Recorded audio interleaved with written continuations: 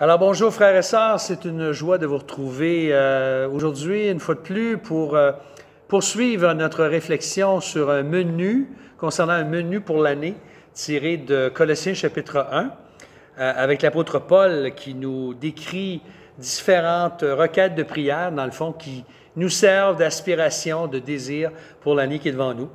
Vous aurez remarqué que je suis au bâtiment de l'Église pour filmer cette capsule et c'est le décor que nous aurions eu s'il n'y avait pas une interdiction de se rassembler dans les prochaines semaines. Alors, je voulais vous donner un petit peu le goût ou un petit peu la nostalgie de notre bâtiment. Être rempli de la connaissance de la volonté de Dieu, c'est la première requête que l'apôtre Paul mentionne et je vous expliquais la dernière fois que Dieu ne veut pas jouer à cache-cache avec nous. Il y a trois façons pratiques, je dirais, de découvrir la volonté de Dieu selon la parole de Dieu. Et la première, c'est très simple, c'est va dans la parole. Attache-toi à la parole de Dieu. C'est comme ça que tu vas trouver, tu vas connaître les grandes lignes de ce que Dieu veut. Dieu n'a pas nécessairement un plan précis pour chacun de nous, justement, où il nous demande de jouer à cache-cache, mais il nous demande d'aller vers sa parole.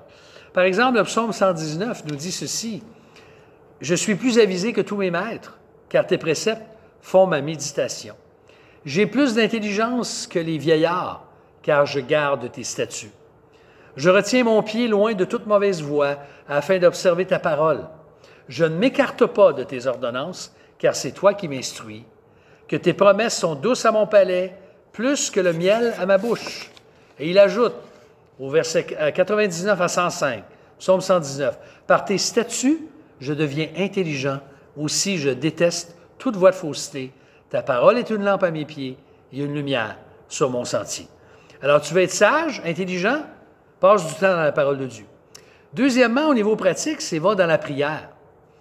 Jacques nous dit dans son épître que Dieu répond à celui qui demande la sagesse à Dieu pour prendre toutes sortes de décisions difficiles. Dieu veut nous voir nous appuyer sur lui, dépendre de lui. Non pas signer notre déclaration d'indépendance comme les États-Unis ont fait en 1776 avec la Grande-Bretagne, mais plutôt de dépendre de Dieu. Et le discernement vient avec la prière. Éternel, fais-moi connaître tes voies, le psaume 25 nous dit. Enseigne-moi tes sentiers, fais-moi cheminer dans la vérité et instruis-moi. Donc, tu vas dans la parole, tu vas dans la prière, mais tu vas aussi vers le sage. Il y a des gens autour de nous que Dieu a pourvus, des frères, des sœurs, qui vont t'encourager dans la foi, dans ta marche avec Dieu, qui ont d'expérience, qui ont persévéré dans les épreuves, qui vont pouvoir te stimuler à progresser et non pas à te contenter du statu quo. Il y a un ancien proverbe qui existe, un proverbe perse, qui dit ceci: « Celui qui ne sait pas et qui ne sait pas qu'il ne sait pas est un fou. Évite-le. » On pense à des gens de ce temps-là. Celui qui ne sait pas et qui sait qu'il ne sait pas est un enfant. Enseigne-le. Celui qui sait et qu'il sait est un sage. Suis-le. Évidemment que ce proverbe a des limites, s'il est mal compris. Il pourrait encourager l'orgueil, mais il contient des vérités importantes. Pour grandir dans la connaissance de Dieu, dans la volonté de Dieu pour ma vie personnelle, pour ma vie de couple, mes relations, dans tout ce que j'ai à faire, j'ai besoin d'entendre des choses de gens qui pourraient m'aider et que je préférerais peut-être pas entendre. Alors, si on veut devenir un outil pour le Seigneur, on va vers des gens qui sont des bénédictions pour nous. Donc ça, c'est la première requête. Le temps nous manque pour continuer.